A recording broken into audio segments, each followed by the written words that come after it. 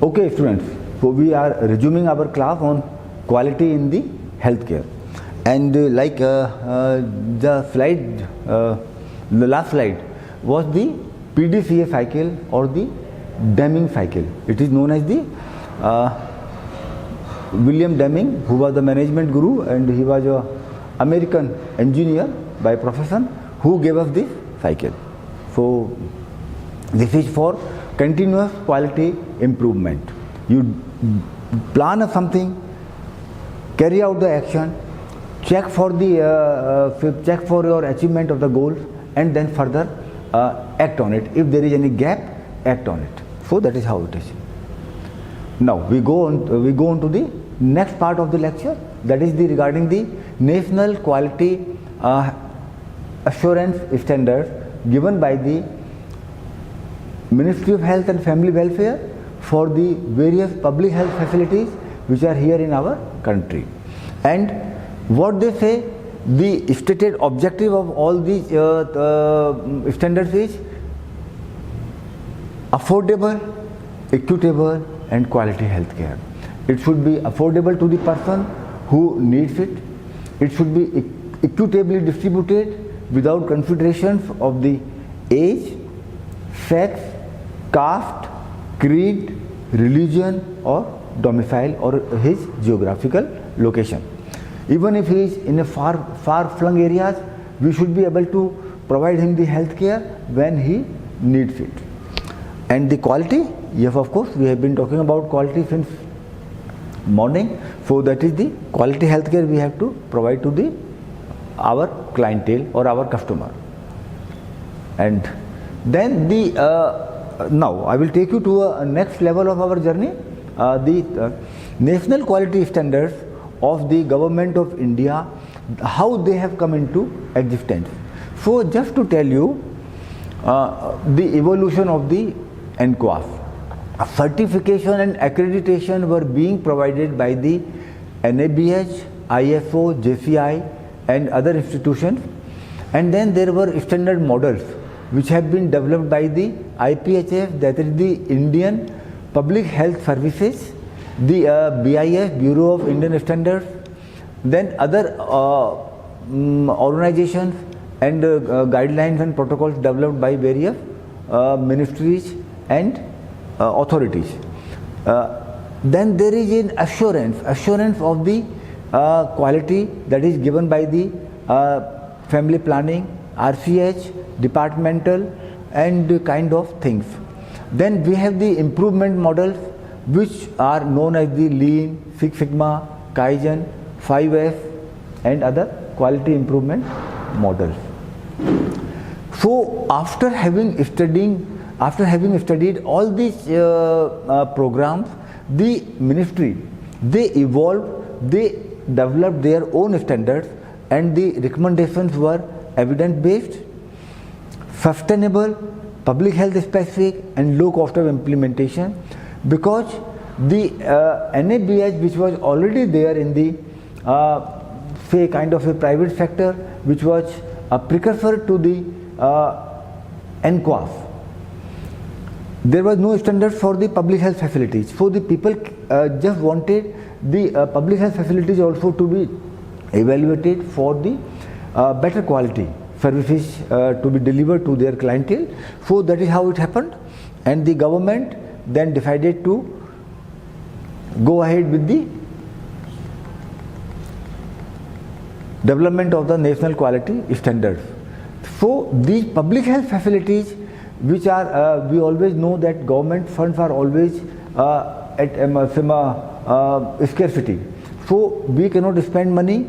So they said, okay, fine, we have to look into the quality aspect, but to meet our quality standards we have to set our own standards, which are not like the JCI which is there in the United States of America and some other standards which are there in the developed countries.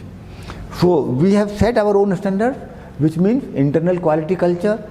What is our internal quality culture? They are evidence based, they are structure, process and outcome based, flexibility for the states to customize, because our country is very vast and we have so many differences in the cultural habits of the people for whom we have started the hospitals, for whom and they become our clientele. Explicit, measurable and transparent, sustainable and scalable, inbuilt accreditation, certification and low cost of implementation should be there. That is the very important aspect of the NQAF. So, how it all happened? In the year 2012, there was a group formed by the government known as the NHSRC as Secretariat, with representation from the program divisions, academic institutions, states, development partners and United Nations organizations, WHO and UNICEF. So they made one organization within the ministry which is known as the NHSRC, National Health Systems Resource Center. National Health Systems Resource Center.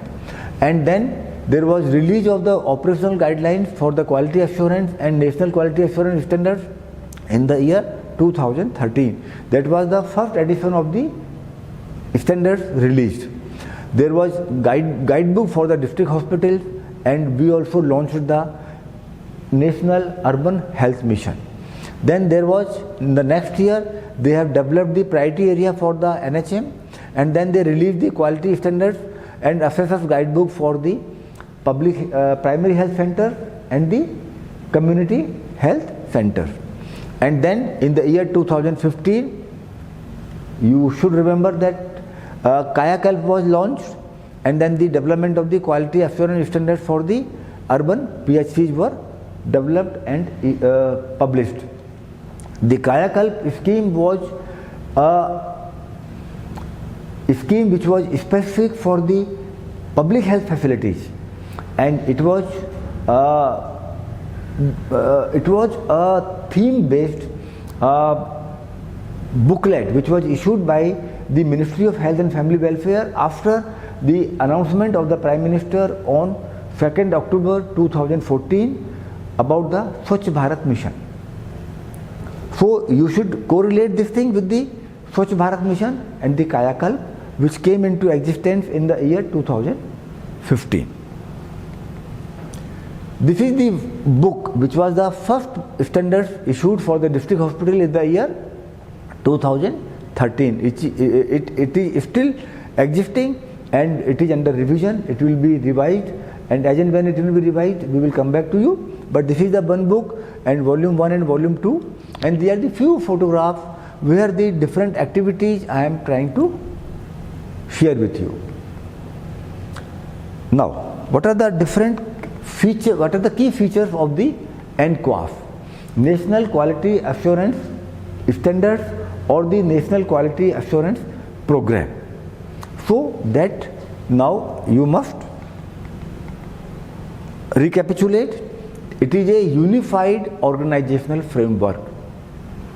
Single body, that is the Ministry of Health, has developed all this framework. Of course, we have taken into consideration the various other organizations guidelines like the SQA, like the ASQA, that is the Asian Standards Quality Assurance. Complete intrinsic system of quality. It is about us only. It is our own system of quality assurance, so it is an intrinsic system. Explicit measurement system, because if you cannot measure something, you cannot standardize, and if you cannot standardize, you cannot improve.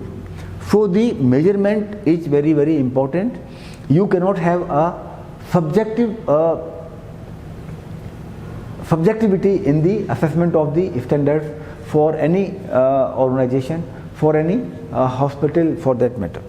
So we have to have the measurement system, flexibility of adopting as per state's need, because our country is very diverse. And training and capacity building, they conduct training for the various category of people, right from the clinician, administrators, nursing staff, and any other person who is related with the healthcare industry, to give him the training about those standards. They become the internal assessor, they become the external assessors. that is the capacity building. Continuous assessment and scoring.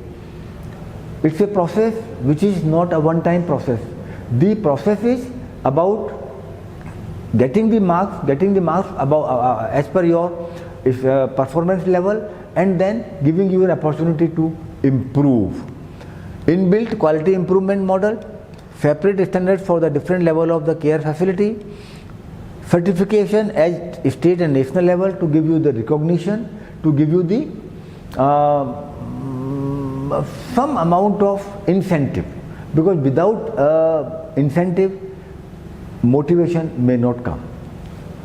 And incentives on achievement and sustenance, this is a monetary benefit which is given to that particular institution, that particular district hospital or a community health center or a public primary health center who has been certified having achieved those standards for a NQAS certificate to be awarded at the state level or national level, so that they get a recognition and they get some incentive and monetary benefits, and they continue to improve upon their past performance.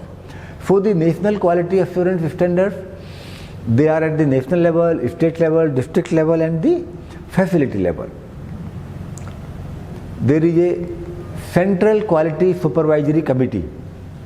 Central Quality Supervisory Committee, then there is a State Quality Assurance Committee, State Quality Assurance Unit, District Quality Assurance Committee, District Quality Assurance Unit, and then there is a quality team in the particular facility, which may be a district hospital or a primary health center, community health center or a urban primary health center. So that is how it is. Now we come to the complete intrinsic system of quality. That is the of public health, by public health and for public health. Explicit measurement system. What is difference between implicit and the explicit? The question comes naturally to our mind. If it is an explicit measurement system, what is the difference between implicit and the explicit system of measurement? So the implicit system is easy to design, but it is hard to design. It requires more vigorous training. Implicit, it requires less vigorous training. It requires highly qualified assessors, do not require domain experts. There is a scalability is limited and easy to scale up.